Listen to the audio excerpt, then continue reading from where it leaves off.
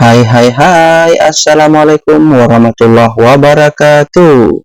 Apa kabar sahabatku semuanya? Semoga selalu dalam keadaan sehat, dilancarkan rezeki dan dimudahkan segala urusan. Seperti biasa, saya akan berbagi pengalaman pribadi, pengalaman berharga, insya Allah bermanfaat. Baiklah teman-teman semuanya, kali ini saya akan berbagi sedikit pengalaman saya tentang teknis pengisian rapor P5 dari input hingga cetak. Langsung saja, langkah yang pertama yang harus kita lakukan adalah menentukan project, berapa project, judul project, deskripsi project, dan lain-lain sampai cetak. Langkah pertama yang kita lakukan adalah kita cek di project 1, skenario ya, skenario project. Di skenario project ini pertama-tama kita diarahkan untuk mengisi kolom nama project. Nama project di sini terserah teman-teman semuanya, yang jelas disesuaikan dengan yang sudah teman-teman lakukan di sekolah. Selanjutnya kita selain judul project atau nama project, kita juga harus membuat sebuah rangkaian deskripsi tentang project tersebut. Nah, deskripsi yang dimaksud harus mencakup yang pertama judul projectnya, project keberapa, di kelas berapa, temanya apa, dan dimensi-dimensi apa yang dilaksanakan atau yang ingin dikembangkan. Setelah kita mengisikan deskripsi singkat project, selanjutnya kita harus membatasi jumlah dimensi. Di sini maksimalnya 3, minimal 1. Kebetulan di sekolah kami ambil 2 dimensi saja. Kita klik 2, dan sub elemen setiap dimensi kami pilih 3, boleh lebih, boleh juga kurang. Yang kedua juga 3. Nah, kalau bagi kawan-kawan yang punya 3 project, berarti suplemen dimensi ketiga diisikan juga, dipilih juga maksudnya. Setelah kita melakukan pemberian judul, deskripsi singkat, dan jumlah dimensi serta subelemen, selanjutnya kita memilih dimensi. Kita memilih dimensi yang akan kita pilih. Di sini ada 5 dimensi, 6 dimensi ya, mohon maaf. Tinggal kita pilih. Kebetulan kami dimensi pertama kami memilih mandiri, yang kedua kami pilih kreatif. Nah, di sekolah teman-teman silakan disesuaikan saja. Selanjutnya kita pilih di subelemen ya, subelemen setiap dimensi. Dimensi yang pertama kita pilih saja elemen yang sesuai. Ini saya pilih acak saja, ini hanya contoh saja. Karena kita tadi memilihnya hanya 3, kita filter 3 subelemen, mohon maaf, 3 subelemen, maka di sini munculnya 3 baris yang boleh diisi. Seandainya kita pilih 5, maka 5 kolom akan terisi, dan yang terisi harus diisikan juga. Makanya sebelum kita mengisikan dimensi dan subelemen, kita batasi dulu jumlah dimensi dan jumlah subelemen yang ingin ditampilkan atau yang sudah dikembangkan. Oke, kita contohkan dalam keadaan kosong. Kita pilih salah satu ya. Ini kita pilih secara acak saja, tapi nanti teman-teman silakan sesuai dengan modul P5-nya. Kita pilih. Nah, ketika kita memilih subelemen, target pencapaian di akhir fase akan muncul secara otomatis. Jadi di target pencapaian teman-teman tidak perlu menginput atau mengetik seperti nama project dan deskripsi singkat project. Nah, kita lanjutkan di sini. Berikutnya kita isi, klik saja, tinggal pilih dari list yang ada. Nah, oke, semuanya sudah muncul. Lakukan hal yang sama pada dimensi yang kedua. Sub elemennya apa-apa silakan. Terlanjur sudah dalam pengerjaan skenario project, kita boleh langsung ke project yang kedua. Nah, langkahnya sama. Judul, diisi judul, terus deskripsi projectnya, batasi jumlah dimensi yang dikembangkan, batasi juga sub elemen yang dimunculkan atau dikembangkan. Terus dimensi dipilih sesuai dimensi yang ada di modul teman-teman semuanya. Sub elemen juga disesuaikan dengan modul P5 yang ada di sekolah teman-teman semuanya. Jika projectnya ada 3, maka project yang ketiga silakan diisi mulai dari nama project, deskripsi singkat project, pembatasan jumlah dimensi, boleh 1, boleh 2, boleh 3, pembatasan sub elemen setiap dimensi 1 sampai 5 silahkan dipilih. Terus setelah pilih jumlah dimensi, baru pilih dimensi apa yang ingin dikembangkan, terus sub elemen apa yang akan dimunculkan. Oke. Selanjutnya, kalau sudah kita isi semua dari judul project, deskripsi project, batasan jumlah dimensi dan sub elemen, sudah kita isi dimensi, sudah kita pilih sub elemen dari tiap-tiap dimensi, maka kita boleh kembali lagi ke menu untuk ke tahap selanjutnya. Tahap selanjutnya setelah skenario project berhasil diisi sudah 100%, sekarang kita ke penilaian project. Nah, ini kita hapus dulu, kebetulan sudah diisi.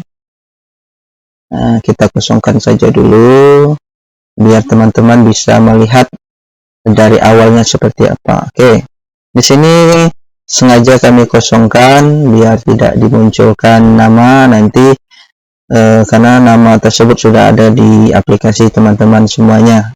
Nah, sekarang kita pilih nilai untuk siswa nomor 1.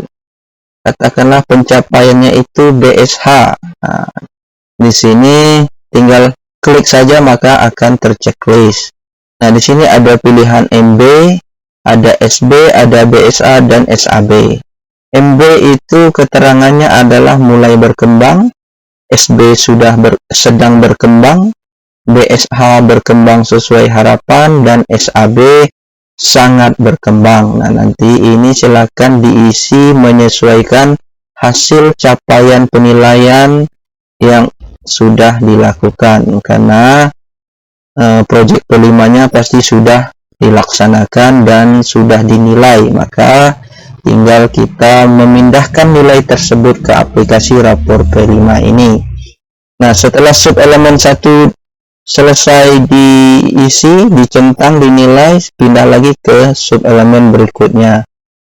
Ini saya isi random saja ya, saya isi secara acak, tidak sesuai dengan hasil penilaian, karena ini hanya untuk sampel saja bagaimana cara mengisi nilai P5 ya. Terus sudah di dimensi yang pertama, kita ke sub elemennya dimensi yang kedua. Silakan diisi saja sesuai nilai yang ada di sekolah teman-teman semuanya. Ini saya sengaja isi random supaya kelihatan prosesnya, jadi tidak langsung jadi nilainya. Oke, kita selesaikan supaya progresnya 100%. Kalau ada yang belum selesai, progresnya tidak akan 100%. Oke, kembali lagi ke menu. Selanjutnya ke catatan proses. Nah, catatan proses ini kita akan mengisi catatan proses sesuai capaian individu, dimulai dari keaktifan siswa, hal-hal yang terjadi ketika di dalam pelaksanaan proyek P5, hasil-hasilnya ini dideskripsikan dalam catatan proses. Nah, catatan proses ini mungkin berbeda di setiap siswa atau bisa saja sama kalau memang keadaannya itu sama seperti yang dilaksanakan, kompetensinya kurang lebih atau rata-rata seperti itu, maka boleh sama. Nah, oke, selanjutnya kita langsung ke project yang berikutnya. Langkahnya sama saja dengan project pertama, isi semua nilai pada setiap sub elemen pada setiap dimensi. Terus selanjutnya di catatan proses, sama juga seperti langkah di project pertama tadi. Selanjutnya kalau sudah diisi, sudah 100% semua, kita boleh melaksanakan proses cetak. Proses cetak di sini ada dua model. Yang pertama menampilkan setiap project, dan yang kedua menampilkan sejumlah project yang ada dalam satu tahun. Kalau ingin mencetak per project, maka kita pilih yang R semesteran atau rapor semesteran. Jika ingin menampilkan project dalam satu tahun, kita pilih R tahunan atau rapor satu tahun. Ini ada dua pilihan, rapor 2 project atau rapor 3 project. Nah, karena tadi kita ini simulasinya adalah 2 project, maka kita coba pilih yang 2 project rapor tahunan. Tampilannya kurang lebih seperti ini. Ini kosong nama dan sebagainya karena memang data peserta didik tidak diisi. Terus di sini ada nama projectnya, nama project pertama, kedua, deskripsi singkat projectnya. Terus di bawahnya ada nilai yang kita sudah centang tadi. Ya, ini sudah dicentang tadi. Silakan di print saja langsung. Nah, jika tampilannya seperti ini, ada kolom kosong yang ditampilkan, teman-teman bisa menghilangkan atau menyembunyikan, bukan membuang ya. Klik di atur halaman. Ketika tampilan berubah seperti ini, kita bisa menggeser-geser seperti halnya rapor Excel pada umumnya. Nah, seperti ini. Di sini ada yang tersembunyi, kita boleh menampilkan lagi, atau sebaliknya kita bisa menyembunyikan yang sudah ditampilkan. Oke, ini masih banyak yang tertutup, kita contohkan saja ya. Mohon maaf, bukan maksud menggurui, kami hanya berbagi pengalaman saja ya. Ini seandainya deskripsinya tidak muncul semua atau tertutupi oleh garis, boleh digeser ke bawah sedikit seperti ini, atau sebaliknya yang sudah dimunculkan kita ingin menyembunyikan, silakan tarik saja garis ini, bisa ditutup seperti ini langsung ke atas seperti ini. Nah, seperti begitu juga sebaliknya. Oke teman-teman, bisa dipahami bagaimana cara menggeser ini. Selanjutnya setelah dirasanya pas di mata, maka boleh langsung dicetak. Atau jika teman-teman ingin tidak masalah, ada kolom yang kosong, langsung cetak saja pun tidak masalah. Ini hanya jika dirasa kolomnya ini terlihat kurang layak dipandang, seperti itu boleh disesuaikan sesuai keinginan. Oke teman-teman, kalau sudah seperti ini kita tinggal cetak. Nah, cetaknya pun ini terserah mau ini sedikit tambahan. Ini cetaknya penanda tangan itu boleh dipilih, ada ayah, ibu atau wali, atau orang tua atau wali, seperti itu. Ini bisa dipilih. Kalau misalnya anak yang tidak lagi memiliki ayah, maka boleh dipilih ibu. Nah, seandainya di rumah tidak memiliki ibu lagi, hanya ayah, boleh dipilih ayah.